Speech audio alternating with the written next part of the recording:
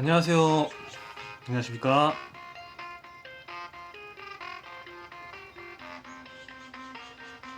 여러분은 지금 고 신해철의 일상으로의 초대를 듣고 계십니다.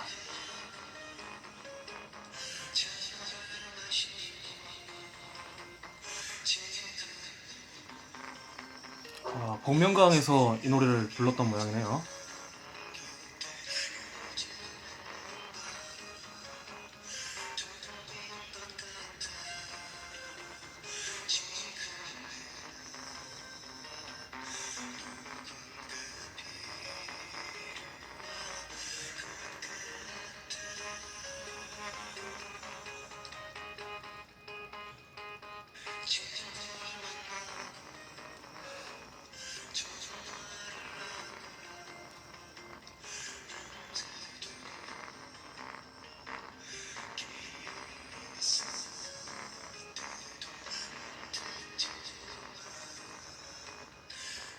어서 오십시오. 반갑습니다.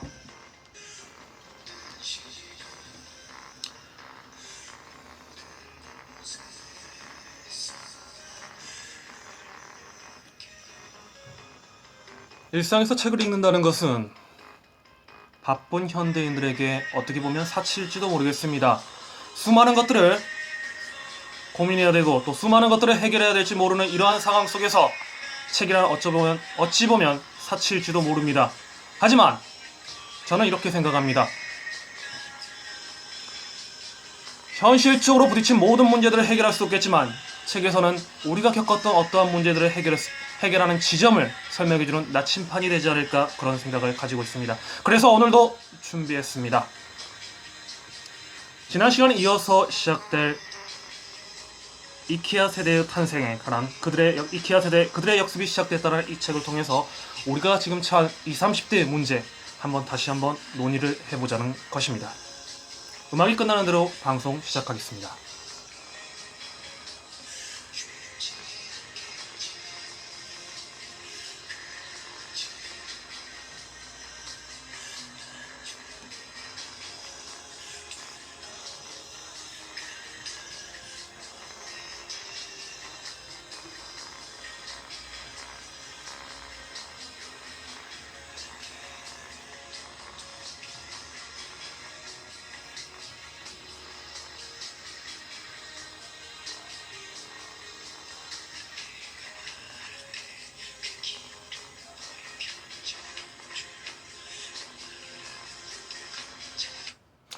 네, 안녕하십니까.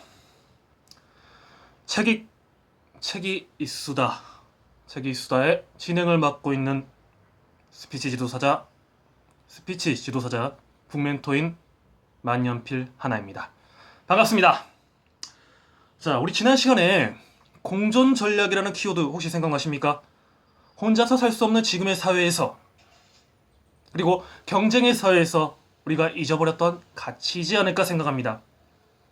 생명이라는 가치가 함몰되고 혐오라는 키워드가 떠오르는 지금 이 시대에 다시 한번 우리가 기억해야 할 공존 전략이란 키워드를 작가는 서두에서 밝혔습니다. 7월 1일이었던가요? 김영민의 시사 브리핑, 팟짱에서 팟캐스트에서 나오는 방송 중에 하나인데요. 청년 알바의 시급 인상과 관련된 한 인터뷰가 있었습니다. 그래서 오늘 책을 읽기 전에 여러분과 함께 우리 또 2030 세대에 관한 그 녹취록이기 때문에 한번 같이 들어보면 좋겠다는 생각에 띄우도록 하겠습니다. 한번 같이 들어보시죠.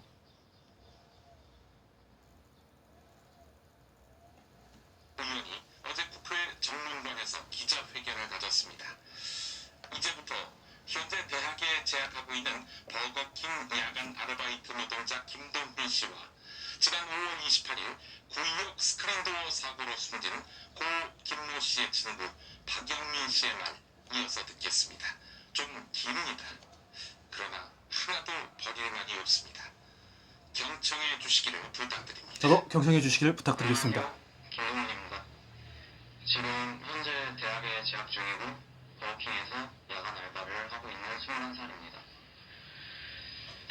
저는 이제 부모님이 연세가 많으셔서 이제 생활비를 더 지원해주기가 어려울 것 같다 말씀하셔서 작년부터 버거킹 아르바이트를 하고 있습니다. 평일에 학교가 끝나고 금요일에 밤을 새서 일하고 또 토요일에 밤을 새서 일하고 잠깐 자고 일어나서 일요일 낮부터 자정까지 일합니다. 평일에는 학교 가야 되니까요.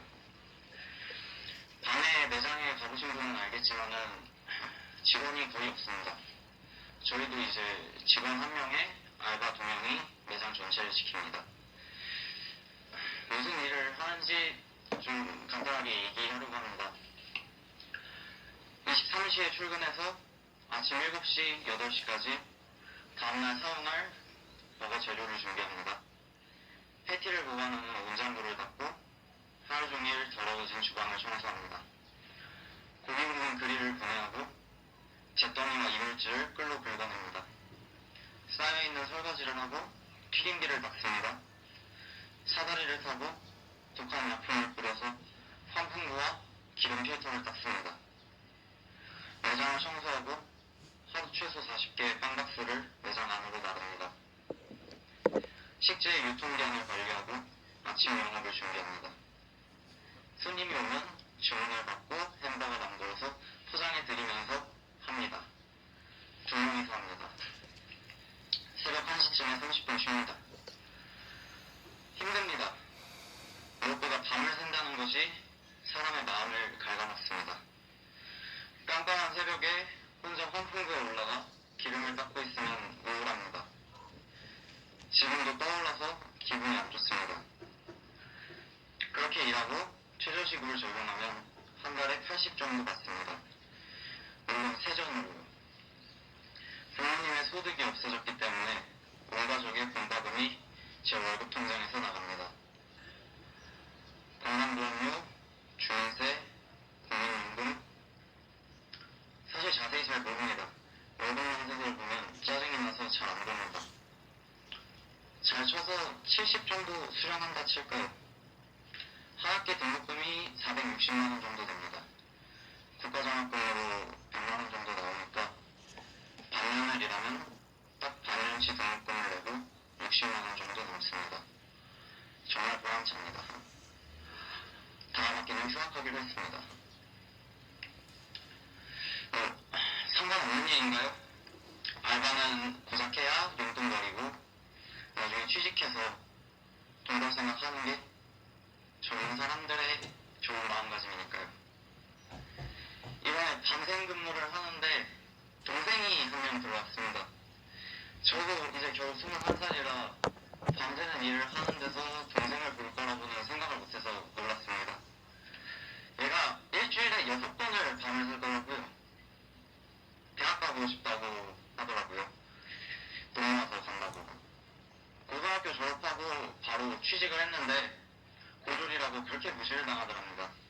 그래서 서러워서 그냥 그만뒀대요. 근데 그런 얘기를 저한테 하는데 하루 걸어서 하루치 등록금 내는 하루살이가 무슨 조언을 해줍니까? 무슨 조언을 해줘요? 아 그래? 하고 아무 생각 없는 척하고 이렇게 표정 짓고 속으로 넉넉히 합니다. 20살짜리가 일주일에 6번을 낮이랑 밤을 바꿔요. 자기 수능을 야금야금 가여가지고 돈으로 바꿔서 먹고 삽니다. 그래가지고 최저시급 적용해서 얼마나 받을까요? 그리고 걔도 떼겠죠. 거기서 세금 떼고 월세 떼고 자기 가족 생활비 떼고 교통비 떼고 걔 언제 대학 갈지 저는 솔직히 모르겠습니다.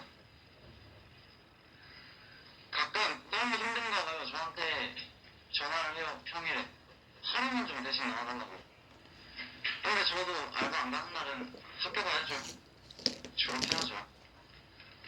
그러다 못 바꿔줍니다. 그리고 또 혼자 생각해요. 내가 얼마나 버틸까? 저 1년 넘게 버틴 사람 사실 많이 못 봤거든요.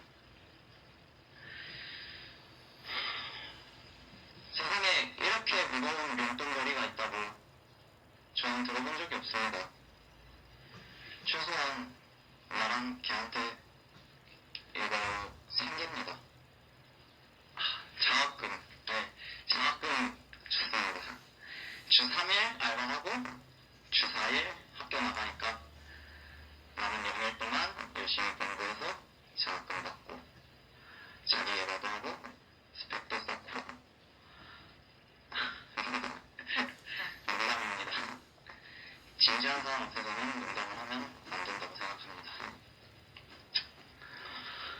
가끔 드는 생각이 이제 높으신 분들은 우리가 여윳돈이 생기면 이상한 데 쓸까봐 걱정을 하는 것 같습니다. 저는 가까운 고깃집에서 고기 사 먹고 영화 보고 옷도 좀 사고 여름이니까 바다도 좀 가고 싶어요. 이게 그렇게 세상을 좀 사먹는 짓인가 봅니다. 눈물을 돈놀이를 해서 재산을 날리거나 들어본 적도 없는 사치품을 사는데 내 수명이랑 바꾼 돈을 쓸 생각은 없는데 말이죠. 우리 모두 하루살이 취급에서 벗어날 정도의 노력은 하고 있다고 생각합니다. 그래서 전 나왔습니다. 일개 알바생이 나와서 떠듭니다. 감히 국정연합니다. 왜냐고 하나는 나와서 떠들면 바뀌기 때문에, 둘은 내가 그 변화를 봐온 사람이기 때문에. 좋은 것은 쉽게 잊어버립니다. 알바 관련해서 몇 년 전만 해도 생각해봅시다. 최저시급 주는 데가 얼마나 있었죠? 최저시급 지키면 다 망한다.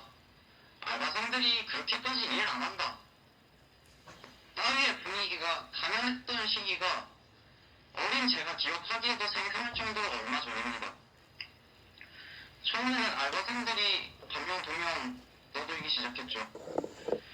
웅성거리는 소리가 다른 사람들한테도 들렸고, 알바인의 광고가 기점이 됐을까요? 모두가 그 당연함에 부당함을 논하기 시작했다고 생각합니다. 지금에 이르러서는 최소한 최저시급을 지키는 것만큼은 지키지 않던 때가 잘 기억나지 않을 정도로 당연한 일이 되지 않았나. 저는 그 변화를 받기 때문에 나왔습니다. 그리고 두 번째, 저는 그나마 여유가 있기 때문에 나왔습니다. 방학했고 다음 학기는 휴학하기로 결정했으니까요. 반나절 정도 오늘 이 자리에서 할 말을 생각하고 또 반나절 정도 여기 와서 하고 싶은 말을 할 여유가 있습니다. 그래서 나왔습니다. 정말 하루를 뺄 수가 없어서 목전에 일을 쳐내지 못하면, 돈을 벌어내지 못하면 당장 내일을 견딜 수가 없는 사람들을 알고 있고 알아버렸습니다. 아까 얘기한 그 동생 오늘 나와서 기자회견 아무 말도 못합니다. 못 나옵니다. 지금 못 자면 그 친구 이따 일하다 실신합니다. 그걸 아니까 저는 나옵니다. 사람이면 그 막막함을 알고 그 답답함을 세상에 얘기해야 한다고 생각합니다. 알바생의 복장을 하고 여기 나온 제가 남아도는 시간에 배부른 소리 하러 나온 게 아닙니다. 최저시급의 현실화 필요합니다. 감사합니다.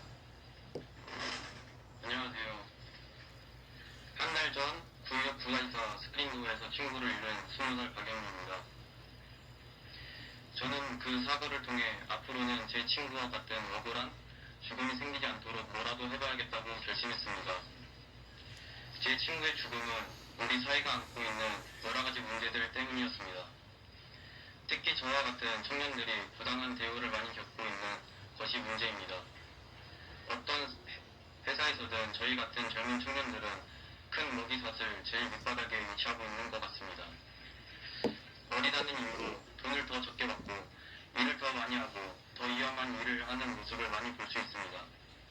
저도 고2 때부터 생활비를 벌기 위해 여러 아르바이트를 했습니다. 신당동 아이로 떡볶이, 셀바, 우주 같은 식당, 세븐일레븐 편의점, 제2 롯데월드 주차 이용도 해봤습니다. 어디든 늘 최저시급을 받았습니다. 주 5일 하루에 5시간에서 6시간 일하면 한 달에 받는 돈은 50만에서 60만 원이었습니다. 회사에서 시키는 대로 모든 일을 하고 주는 대로 돈을 받았습니다. 사실 크게 부당하거나 돈이 적다고 느끼지 못했습니다. 하지만 이번에 사고를 겪은 후에야 뭔가 잘못되었다는 것을 알았습니다. 또 일한 만큼 돈을 받아야 하고 안전할 권리도 있다는 것을 느꼈습니다. 나이가 적고 많고를 떠나서 누구나 인간다운 대접을 받아야 한다고 생각합니다. 일한 만큼 돈을 받는 것부터 시작이라고 생각합니다. 그래서 저는 이제 곧 결정될 내년 최저임금에서 1만원 인상을 바랍니다.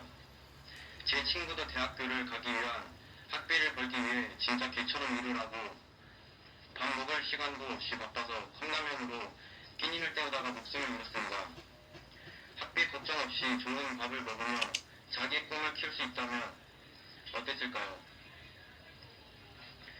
최저시급 1만원은 단 돈 몇 푼 더 받겠다는 것이 아닙니다. 대한민국의 미래 인재들인 청년들이 희망을 꿈꿀 수 있느냐 없느냐의 문제입니다. 최저임금 위원회의 의원님들뿐만 아니라 지난 총선 때 최저임금 인상을 약속했던 국회의원 여러분들이 약속을 깨지 말고 최저시급 1만원 꼭 지켜주시면 좋겠습니다. 마지막으로 국민 여러분, 이 자리를 빌어서 다시 한번 감사드립니다. 국민 여러분들이 관심을 갖고 나서주신 덕분에 제 친구가 억울한 운명을 겪고 편히 눈 감을 수 있었습니다. 또한 서울 지하철 비정규직 노동자들을 서울 메트로에서 직접 고용을 하겠다는 박원순 시장님이 약속했다고 들었습니다. 정말 놀라운 변화라고 생각합니다. 국민 여러분들이 나서니까 우리 사회가 정말 바뀌었습니다.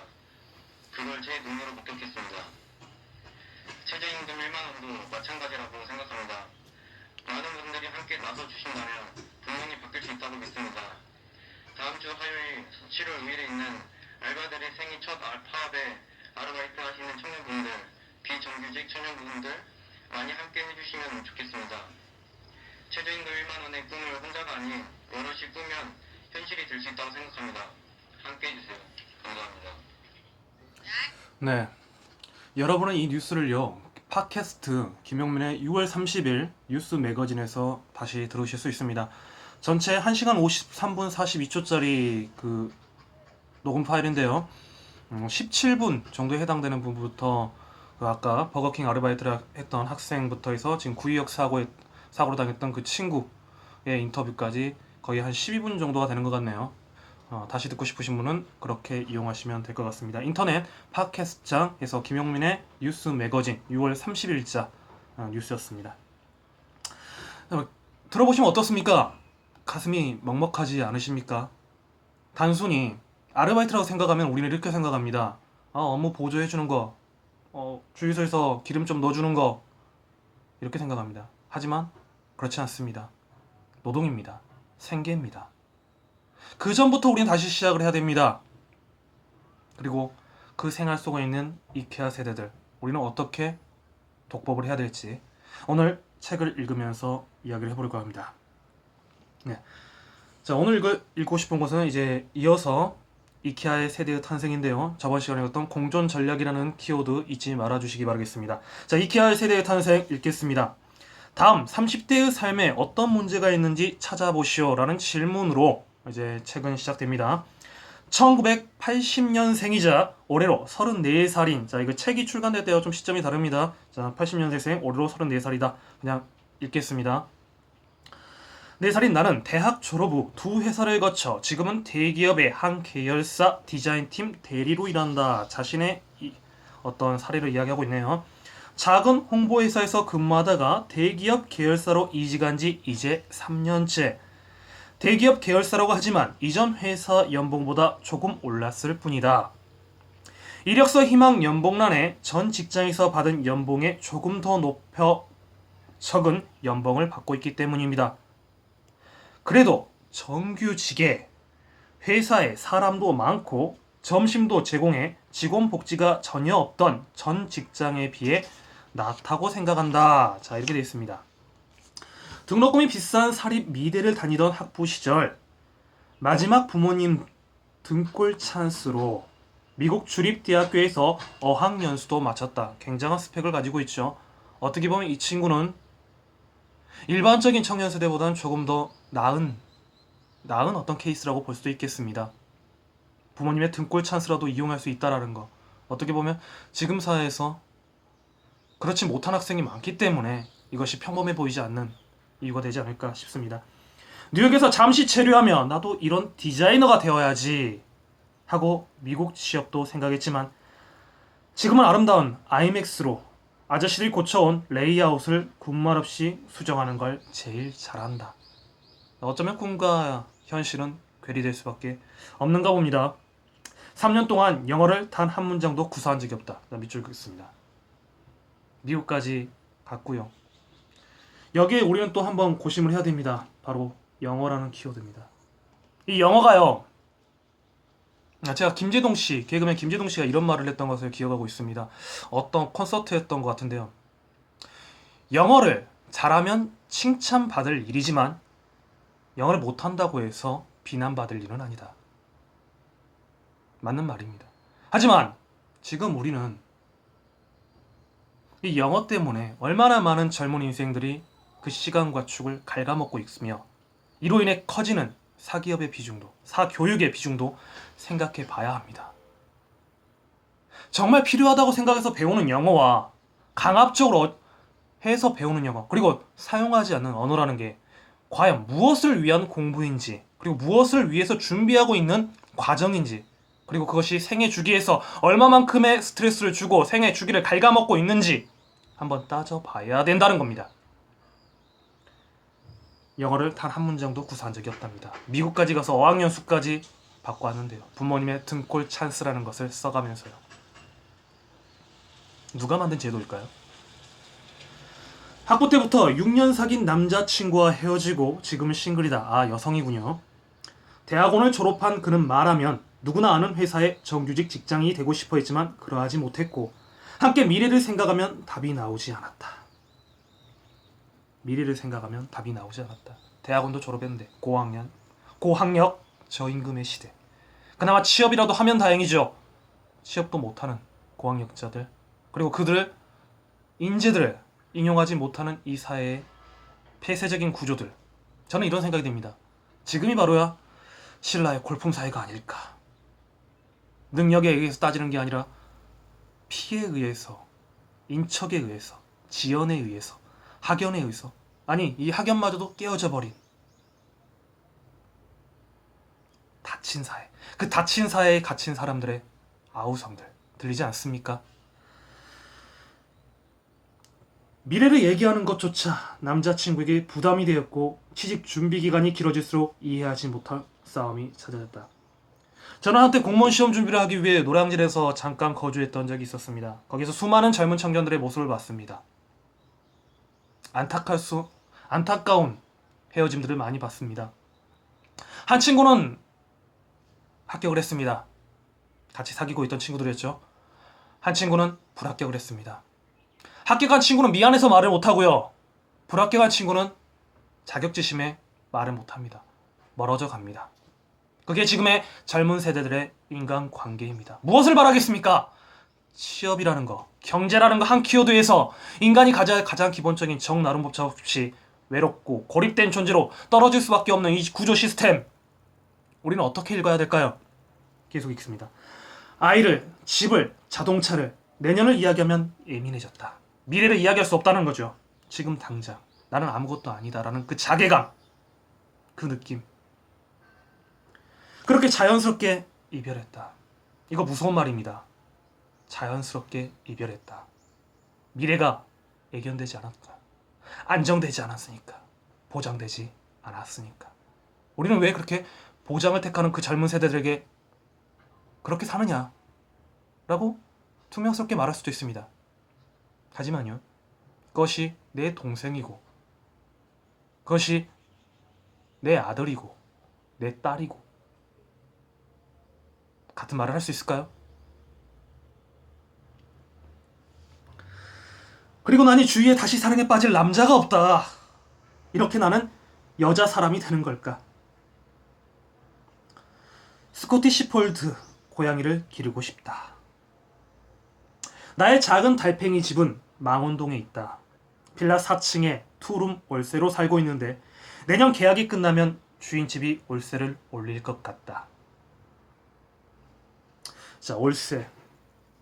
예전에요, 법학부 대학원생들한테 들었던 말인데요.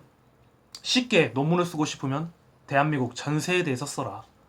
이 직구조에서 부동산에서 전세라는 시스템이 굉장히 특이한 구조를 가지고 있다. 그렇기 때문에 그것만 쓰면 논문을 통과할 수 있다라는 우스갯소리를 들었던 것 같은데요. 전세라도 찾을 수 있으면 다행이죠. 월세. 세입자 입장에서의 월세, 그 임차인의 입장이 아니라요. 세입자 입장에서, 임대인이죠. 주인이니까. 주인의 입장이 아니라 세입자 입장에서 월세란 굉장히 아까운 돈입니다. 전세라는 것이 나중에 집에 나가면 돌려받을 수도 있겠지만 금리가 낮아진 탓에 더 이상 집주인들은 전세를 놓으려고 하지 않습니다. 다 월세로 놓죠. 그렇기 때문에 매달 까먹어야 되는 돈들이 있습니다. 생활비를 제외하고요. 그 집세만요. 그리고 그 집세만 냅니까? 집세, 전기세, 수도세 등을 포함한 세금을 함께 넣죠. 그리고 사람 밥 안 먹고 삽니까? 밥 먹어야 되죠. 식생활에 관련된 거 빠지죠. 100만 원 남짓 벌었다? 150만 원 벌었다고 합시다. 아니, 그래요. 88만 원 세대라고 하지만 150만 원 벌었다고 합시다. 모든 거 실수령 한 130만 원 정도 있죠. 이것저것 빼고 하면요. 거기서 월세 빠지고 세금, 기타 세금 빠지고 생활비 얼마나 남을까요? 저축할 수 있을까요? 미래를 예견할 수 있을까요? 그것만 있을까요? 대학 등록금, 학자금 대출 받았던 거 갚아 나가야 되죠. 한 달에 돈 얼마 갖고 사냐 하니까 어떤 친구 같은 이런 이야기를 하더라고요. 나 10만 원이면 엄청 호화롭게 사는 거다. 한 달에 10만 원이요. 뼈 빠지게, 방금 이렇지, 버거킹 다녔던 친구처럼 뼈 빠지게 새벽 아침까지 자신의 생애 주기, 생애 바이오리듬을 갉아먹으면서까지 그렇게 벌어온 돈이 그렇게 날아가는 겁니다. 허랑방탕하게 사용한다고요? 누가 그런 이야기를 합니까? 자, 계속했습니다. 망원동 집값이 너무 올랐다. 망원동뿐만이 아니죠. 인터넷에서 본 스웨덴 인테리어 사진을 참고해 집을 북유럽 스타일로 인테리어하는 게 취미다. 서랍, 침대, 옷장, 샤워 커튼, 침대 컵 등 이케아 가구와 자파를 주문해 집을 꾸민다. 내구성은 다소 떨어지지만 세련되고 감각적이라 스타일링하는데 경제적이다. 2년마다 이사를 할 때 가져가도 그만, 버려도 그만이다. 더 이상 이케아라는 가구의 특성이 여기 나오죠. 조립을 해야 되고요. 자신이 직접 조립을 해야 되고요. 그리고 언제든지 내가 폐기할 수 있다라는 거. 또 가져갈 수도 있다라는 거. 그만큼 운반성이 쉽다라는 거죠. 조립하고 운반성이 쉽다라는 거. 어쩌면 지금의 2030 세대에 어울리는 말일지도 모르겠습니다. 같은 비유이죠. 버리기 쉽고 운반하기 쉽고 안정되지 않는 사회에서의 말이죠. 결혼한 언니도 이케아로 혼수를 마련했다. 아이가 생기면 가구가 망가지고 언니들도 2년마다 이사해서 내 집을 마련하기 전까지 좋은 가구를 들여놓기 어렵다고 한다. 2년마다 이사. 세련되면서도 저렴해 친구들도 이케아 가구로 혼수를 준비한다는 얘기다. 언니네 회사는 곧 구조 조정에 들어간다고 한다. 우리 사회에서의 구조 조정이라는 말은 정말 잘못된 말로 사용하고 있는데요. 실제 기업이 잘못됐을 때 그 책임은 경영주가 물어야 되거든요. 그리고 이사가 물어야 되거든요. 아니면 주주. 이 사람들이 해서 어떤 사회의 압박감에 대한 책임을 지기 때문에 그들에게 높은 월급을 줍니다. 주주들은 아니겠네요. 경영진과 이사들, 사장들, 회장들 이런 사람들이겠죠. 간부급들이겠죠. 일반 평사원보다 높은 임금을 주는 것은 어떤 일이 있을 때 그들에게 책임을 지고 좀 더 높은 지위를 보장해 준다는 겁니다. 그럼에도 불구하고 사회가 어려워지고 경기가 어려워지고 기업이 어려워지면 구조조정 대상은 언제나 하급자가 중심이 되었죠. 제가 말하는 건 비율의 문제입니다. 언니와 형부는 아이를 갖고 싶어 하지만 당분간 회사가 안정될 때까지 돈을 모아야 한다. 여기 나오죠. 아이를 갖고 싶어 한다. 그러나 회사가 안정될 때까지. 자, 이 무슨 괴리입니까? 대부분 아이를 갖고 싶으면 집안에 문제가 있거나 어떤 다른 식의 문제가 있어야 되는데 외부적인 문제 때문에 아이를 갖지 못한다는 겁니다. 문제는 바로 여기에 있는 겁니다. 아이를 갖지 못하는 이유. 주말에는 에코백을 메고 합정동이나 명동에서 친구를 만난다. 쇼핑은 명동에 있는 저가 SPA 브랜드를 찾거나 신촌 현대백화점 할인 상품을 구입한다. 마트에 들러 해외 맥주와 안주를 구입하고 다이소에 들러 2,000원짜리 보풀 제거기와 바구니를 구입한다. 집에 들어와 맥주를 뜯어 리얼리티 예능을 보며 하루를 정리한다. 이게 일상이라는 거죠. 무한도전 보며 런닝맨 보며 우리는 그렇게 살고 있다는 겁니다. 간접적으로라도 한번 웃어보고 싶어서요. 그렇게라도 하자면 미쳐버릴 것 같으니까요. 누가 사치를 합니까? 이렇게 살고 있는데. 집에 돌아와 맥주를 뜯어 리얼리티 예능을 보며 하루를 정리한다. 인터넷 포털 사이트를 결혼정보업체에 작성했다는 신랑 신부 등급표가 떴다. 언제부터 사람이 등급이 되기 시작했죠? 물질적으로 맺어진다는 거죠. 어떤 분이 또 이러시네요. 돈 없다면서 왜 외국 맥주 먹냐? 모르는 소리 마세요. 국산 맥주가 더 비싸요. 부모님이 고위공무원의 재산 500억 이상, 500억. 부모 자녀 명문대 졸업, 미스코리아 입상자. 어떤 생각이 들까요? 난 몇 등급이지? 14등급? 아이쿠, 결혼 못하겠네. 결혼 못하겠네.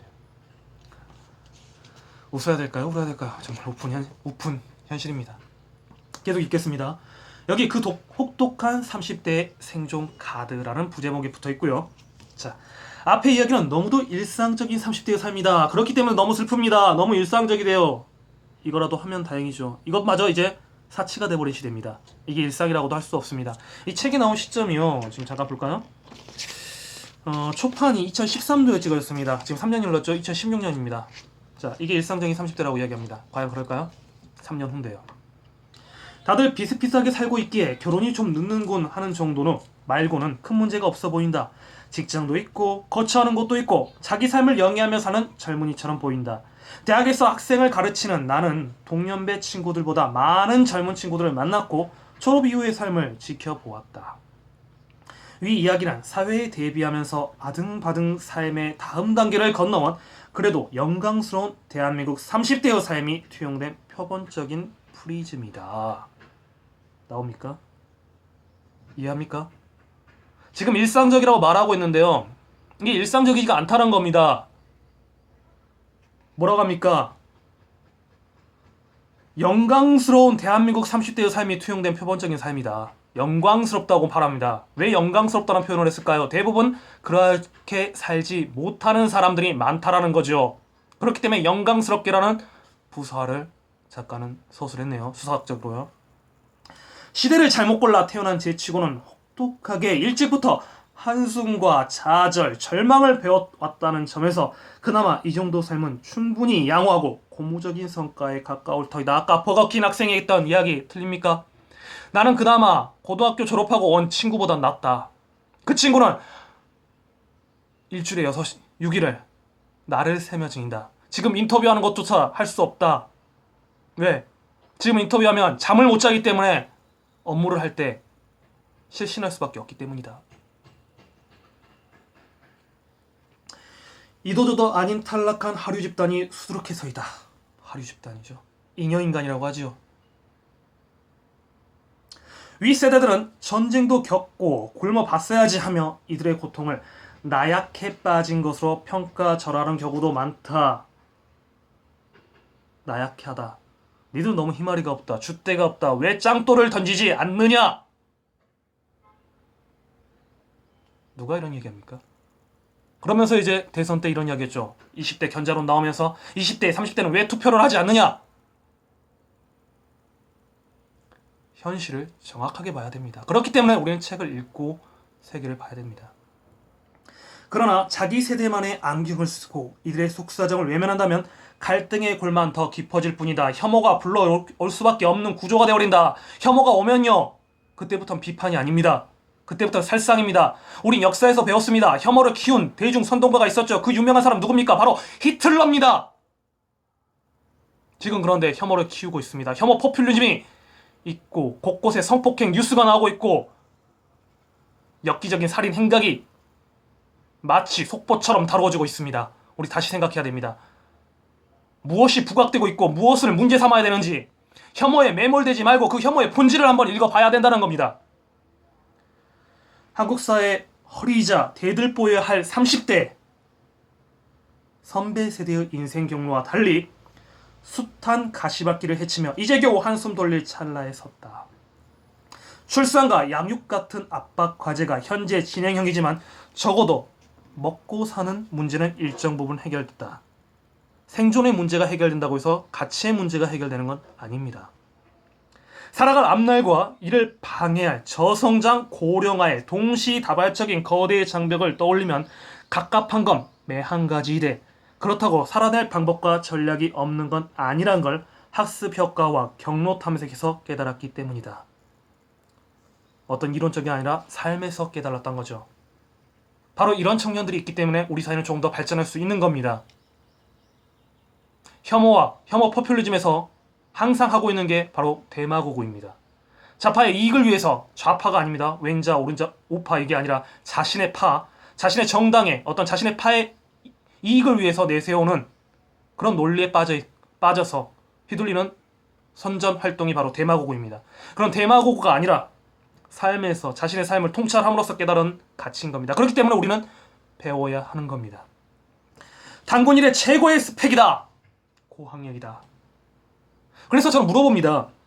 만약 지금처럼, 그러니까 윗세대들이죠. 40대 이상의 사람들이 물어봅니다. 지금처럼 취업 준비해서 들어가려면 그 회사 들어갈 수 있겠습니까? 물어봅니다. 10명 중 8명은 이렇게 대답합니다. 못하지. 안 되지. 그런데 그렇게 들어간 사람들은 어떻게 합니까?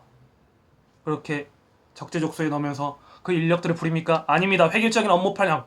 그전까지 했던 거 너는 이렇게 해서 배워야 돼. 그런 관념상에서 가치는 없습니다. 인간은 그냥 하나의 숫자일 뿐입니다. 그렇게 인식하고 있는 건 아닐까요? 한국의 플러스 마이너스 35세는 그 어떤 세대보다도 영리하고 똑똑하다. 학력 인플레이션이라는 흉이라고 표현했네요. 독자 생존의 힘으로 승화시킬 자질과 여력을 두루 갖췄다. 독자 생존. 각자 도생의 시기라고 이야기하죠. 혼자서 살아가야 한다. 유아독존입니까? 유아독존, 독자 생존. 여기서 다시 한번 우리는 앞부분에 읽었던 낱말을 생각해야죠. 뭐라고 했습니까? 공존 전략이라고 했습니다. 공존 전략 전에 나와 있는 말들이죠. 계속해서 봅니다. 우리는 항상 그 키워드 잊어버리면 안 됩니다. 모든 책을 읽을 때 어떤 책을 읽던 간에요. 항상 비판하기 전에요. 그 책의 어떤 구성이나 뭐 다른 거 비판하는 거 다 좋습니다. 하지만 그 전에 기존 저자가 깔고 있는 키워드는 항상 있거든요. 모든 책에는. 그 키워드를 항상 독자는 지니고 가면서 그 키워드를 읽되 그 다음에 이제 다른 생각이 있으면 비판을 하는 겁니다. 시대를 잘못 만나 불운을 타고 났지만 기득권 세력이 기획해 놓은 무대에 준비 없이 설 철부지는 아니다. 영양가 없는 사람들은 아니라는 거죠. 1978년 출생 전후의 30대 중반은 새로운 라이프 모델을 고민 끝에 찾아냈다. 느려진 성장과 인구 변화의 장기 악재라는 물리적 한계를 시대 변화에 맞춰 수용하고 진화시킴으로써 그들 나름의 화학적 생존 모델을 구축해냈다. 여기엔 지금까지의 인생 경험과 현재 상황이 절묘하게 결합됐다. 따라서 기성세대로선 이해하기 힘든 차별적인 성격을 갖는다. 여기죠. 이게 키워드죠. 기성세대로선 이해하기 힘들다. 어린 놈의 새끼가, 피도 안 마른 놈의 새끼가, 이런 말을 하면 안 된다는 거죠. 이미 지적으로는 많이 성숙했습니다. 그리고 그만큼 공부한 세대가 대한민국 단군일에 없습니다. 그럼에도 불구하고 이들은 가치 발언을 하지 못합니다. 그걸 막고 있는 건 무엇일까요? 본인에게도 물론 문제가 있습니다. 없다고 하지 않겠습니다. 하지만 본인의 의사 표출할 수 있는 구조가 저는 느낍니다. 저는 말할 수 있습니다. 없다고 생각합니다. 극단적인가요? 이들이 선택한 인생 모델은 선배 세대의 전통적인 인생 흐름을 거부한다. 새로운 변화죠. 극단적으로 말하면 돌연변이의 탄생이라고 할 수 있습니다. 나이가 찼으나 결혼하지도 출산하지도 않는다. 가족을 꾸렸으나 집을 사고 늘려가는 행위도 먹혀들지 않는다. 회사에 충성하며 필요 이상 희생당하는 관행에도 맞선다. 여성, 남성의 본능적인 성징조차 포기한다. 사회의 시선에는 꽤 무던하다. 한국 서점에는 타인의 시선에 상관없이 행복하기, 혼자 사는 즐거움, 상처받지 않는 관계의 심리학 같은 주제의 책이 가득하다. 남보다는 내가 먼저다. 남을 챙겨줄 여력이 없기 때문이다. 각자 도생의 삶, 천상천하 유아 독존의 시대. 석가의 말만은 아니죠. 무소의 뿔처럼 혼자서 가야 되는 세대. 하지만 상처받기 쉬워서 위로받고 싶은 세대. 그렇기 때문에 힐링이 유행하고 강신주의 철학 서적을 읽게 되고 토크 콘서트에 가보고 심리학 책을 사서 읽어보고 토익 책을 버리는가 동시에 구입해야 하는 책이 처세술 책이라는 책, 심리학 책이라는 거, 상처받지 않을 권리라는 것을 주장해보고 싶은 목소리. 스스로 만족할 수 있다면 기성세대가 쪼아도 견딜 수 있다. 또 획일성보다 독작성을 선호한다. 집단의 있기보다 개인적인 행복에 많은 가치를 부여한다. 나 행복해지고 싶습니다. 그래, 너 행복해라. 그렇게 쉽게 말할 수 있는 사회가 맞습니까? 사회 불만만 이야기한다고요? 응고된 분노를 누군가는 풀어줘야죠. 그리고 그 분노가 무엇인지를 알아봐야죠. 그러면서 화합을 이야기하는 겁니다. 그러면서 협력을 이야기하는 겁니다. 그러면서 협치를 이야기해야 되는 겁니다. 하지만 본질은 파악하지 않고 협치와 협력을 이야기하는 건 누구의 목소리입니까? 세계를 품으며 커왔지만 현실에 무릎 꿇다. 읽어보겠습니다. 노마드 인생이다. 자, 노마드 인생이다. 노마드라는 것은 유목민족을 이야기하죠. 유목민족의 철학을 이야기하는 게 노마드고요. 그 노마디즘이라는 유목민의 그 사생활, 들레지의 그 철학에 나와 있죠. 집도 직장도 유목민처럼 떠돌아다닐 심산이다. 어차피 평생 직장이 사라진 판에 선배 세대처럼 회사 인간으로 살고 싶지 않다. 회사에 애사심을 그만큼 부여하고 싶지 않다라는 겁니다. 그런데 물어봅니다. 너는 왜 충성하지 않느냐라고 말합니다. 면접 때 물어봅니다. 당신 오랫동안 이 직장에서 일하겠습니까? 그러면 면접 때는 이렇게 하죠. 예, 열심히 하겠습니다. 끝까지 하겠습니다. 최선을 다하겠습니다. 면접관들도 압니다. 그리고 면접자들도 압니다. 그럼에도 우리는 가면을 쓰고 면접을 봅니다. 일단 합격을 해야 되기 때문에 그 어려운 시험문을 통과해야 그 다음을 생각할 수 있기 때문에 그 영광스러운 표본의 라이프 스타일을 구축할 수 있다고 믿기 때문입니다. 가뜩이나 저렴하게 일하는데 소용조차 떨어지면 언제든지 버려질 월급쟁이는 곧 소모품 신세라 후회하진 않는다. 이미 알고 있습니다. 내가 충성한다고 해서 충성심을 받아줄 것이 아니라는 걸 알고 있기 때문입니다. 조건만 좋으면 언제든지 훌훌 털고 떠나려는 세대이다. 그러다 보니 이런 가치관이 있으니 어떨까요? 당연히 선배 계층들과 회사인가 또는 기업 간에, 기업에서 아니면 다른 직장에서 선배들과 마찰은 필수적인 겁니다. 어쩔 수가 없다는 것이 아니라 이런 본연의 가치가 있다라는 거죠. 뒤틀리면 떠나버리는 수밖에 없게 돼 있고 구조가 니도 버리는데 나는 너를 못 버리냐 이거죠. 잘 생각해야 되는 게요. 노예가 아닙니다.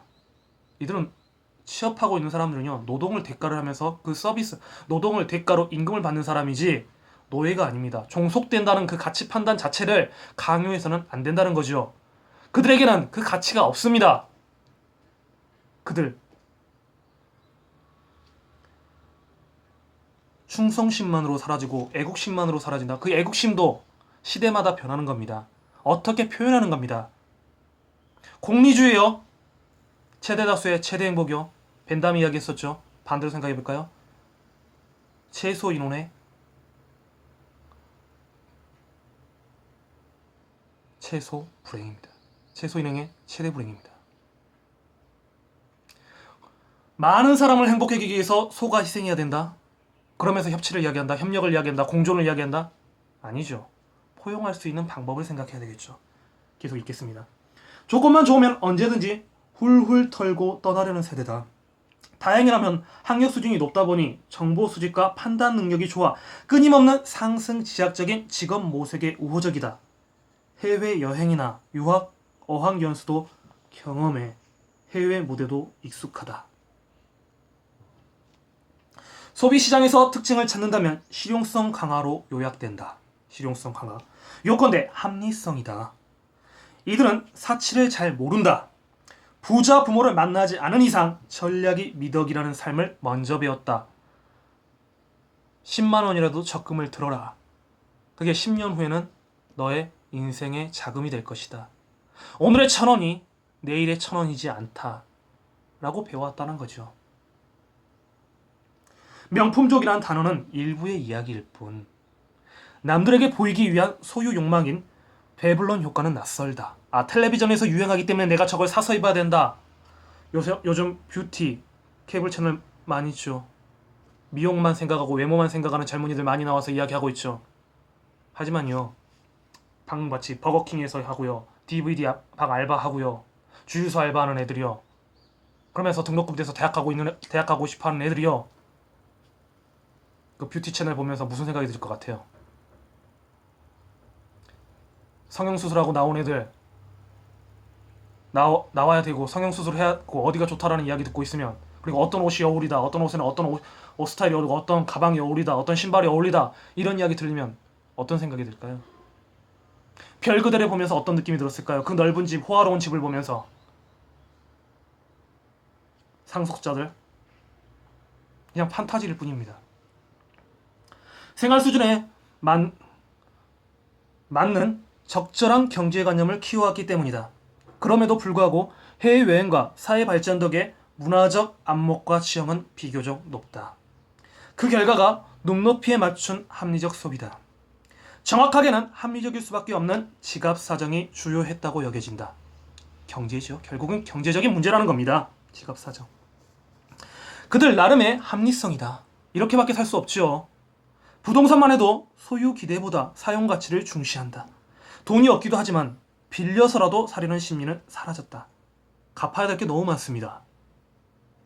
또 집보다는 자가용을 선호한다. 못 가질 집에 아등바등하며 스트레스 받기보다 자동차를 통해 대리 만족감을 높이려는 심리가 높다. 특히 본인을 위한 소비가 먼저인 것도 특징이다. 자아 존재감을 중요시하게 생각하는 세대라는 거죠. 개성을 중시하는 사회. 그러면서 획일화되는 것은 싫어하고 독창적인 사고를 누리고 싶어하는 세대. 우리가 읽고 있는 키워드입니다. 그러면 이 세대와 어떻게 공존 전략을 모색해야 될지 우리는 끊임없이 문단을 통해서 그걸 기억하면서 읽어내야 되겠죠. 비싼 걸 사서 오래 쓰기보단 저렴하되 마음에 드는 물건을 사서 적당히 쓴 후에 교체하려는 소비 욕구의 발현이 그 예다. 최근 중저가 의류 브랜드의 통칭 스파가 인기 품목으로 떠오른 배경이다. 저가 브랜드이지만 디자인이 훌륭하고 실용성까지 갖춰 사업 성공을 거두고 있다. 고퀄리티, 고품질을 추구하는 게 아니라 퀄리티는 높지만 언제든지 내가 그것에 대해서 실증이 나면 대체할 수 있는 시스템. 그래서 인터넷 중고 거래 사이트가 유행하게 되고 유통 체계를 거친 어떤 매장에서의 상품보다는 직구를 통한 해외 직수입을 통한 상품 구매에 더 선호하고, 그리고 또 커뮤니티를 만들어 그것에 대해서 서로 상호간에 매매하는 이러한 또 다른 시장 시스템이 만들어지고 형성되고 운영되고 있다는 것도 우리는 텍스트 읽기를 해야 된다는 겁니다. 계속해서 있습니다. 고단한 1인분 인생, 이케아 세대의 탄생. 이제 본격적으로 나오네요. 이케아 세대의 탄생. 과연 이들이 추구하는 가치 지향이 반영된 인생 모델이 무엇일까? 그러니까 우리가 멘토라고 말하는 거, 아니면 롤 모델로 말하는 거 뭘까요? 단어 하나로 요약하기엔 분명 힘든 가지다. 이 부분 동감합니다.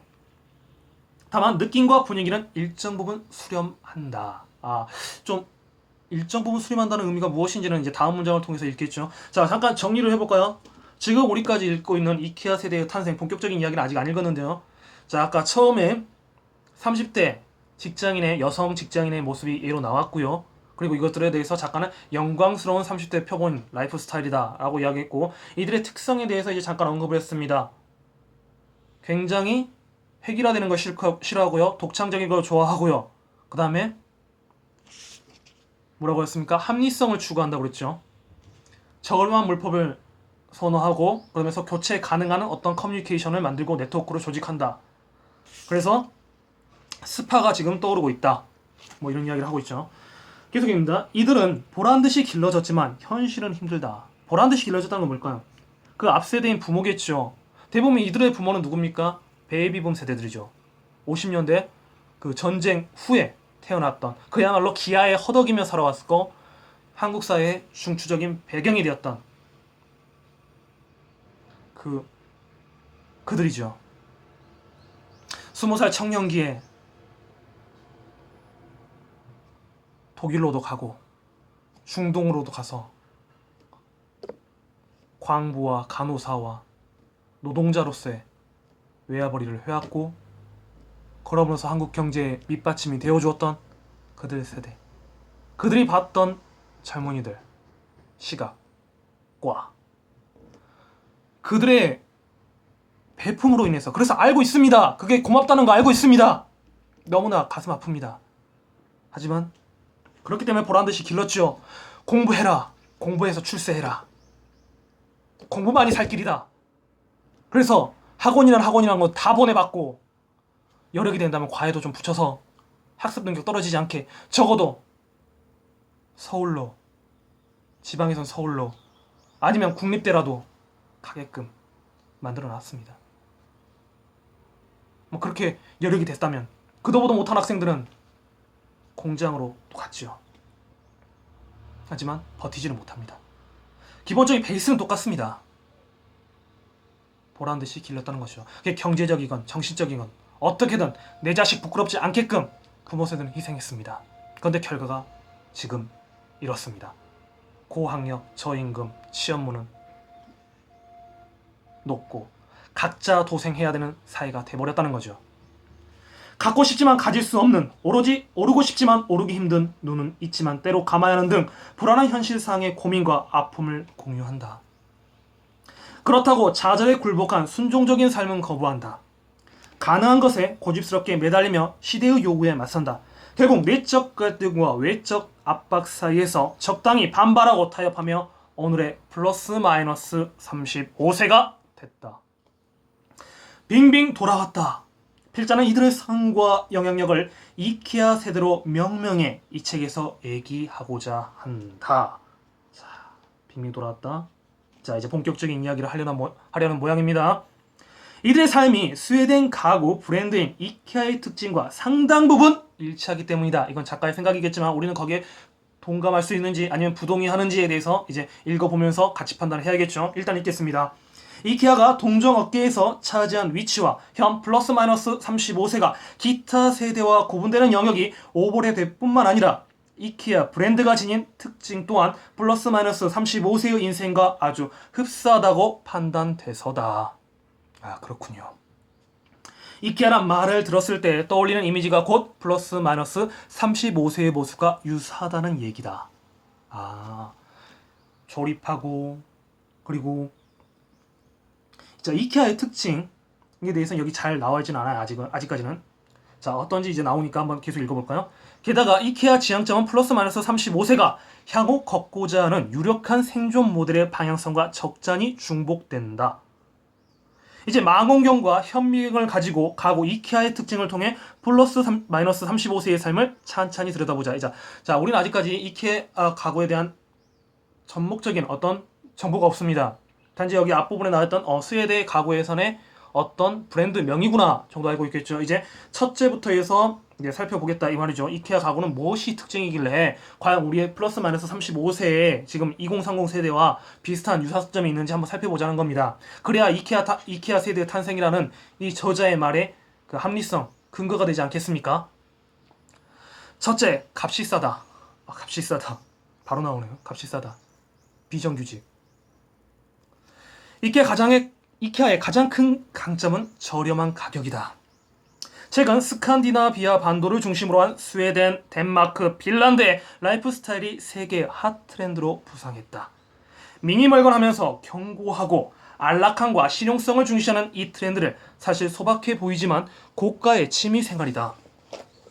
미니멀리즘의 견고함이라는 가치는 고급 소재와 상위 디자인을 담보해야 나오는 아름다움이기 때문이다. 자, 이렇게 돼 있네요. 그러나 이케아 가구는 일반 북유럽 제품과는 비교가 안 되는 저렴한 가격이 강점이다. 그러니까 기존에 갖고 있던 견고함이나 실용성을 담보함과 동시에 뭔가 있다? 가격이 저렴하다라는 특징이 이케아 가구의 특징이고, 이것을 지금의 2030 세대도 가지고 있다라고 이야기를 하고 있네요. 비슷하니까 2차제라는 그 두 가지씩 문장으로 지금 하고 있는 거겠죠. 전통적인 수작업과 현대 기술의 조화로 명성이 높은 북유럽 고가 제품과의 가장 큰 차이다. 대량 생산 조립 가구라 저가 공급이 가능하다. 대량 생산이다. 그리고 조립 가구이다. 이래로 장롱만 해도 보통 북유럽산이라면 부르는 게 값인 게 반면 이케아는 10만원 전후의 가격으로 조립 제품을 살 수 있다. 그러니까 기성 제품이라고 하죠. 완공품으로 봤을 때는 이것이 부르는 게 값이죠. 뭐 적게는 100만원부터 1000만원, 억대에 가니까지 엄청난 가격이지만 그 모양이나 조립만 하면 되는 거니까, 그리고 운반성이 있으니까, 그리고 대량 생산하니까 가격이 저렴할 수 있다. 10만원대라고 하고 있네요. 우리의 관심사인 플러스 마이너스 35세 대다수도 돈과 인연이 없다. 돈과 인연이 없다. 슬프게도 몸값이 저렴하다. 더딘 성장 탓에 일자리가 줄어들어 청년 구직자는 과잉 공급 상태이다. 구직자는 많은데 뽑는 곳이 적으니 값싸게라도 내다 팔 수밖에 없다. 그나마 팔리면 다행이다. 영광스러울 수밖에 없다. 팔려도 문제는 남는다. 워낙 저임금인 까닭에 한몸 건사하기 힘들다. 독거 생활에 딱이거나 모자라는 게 태반이다. 부자 부모를 두지 않는 한 인생 1인분의 삶은 적잖이 고단해졌다.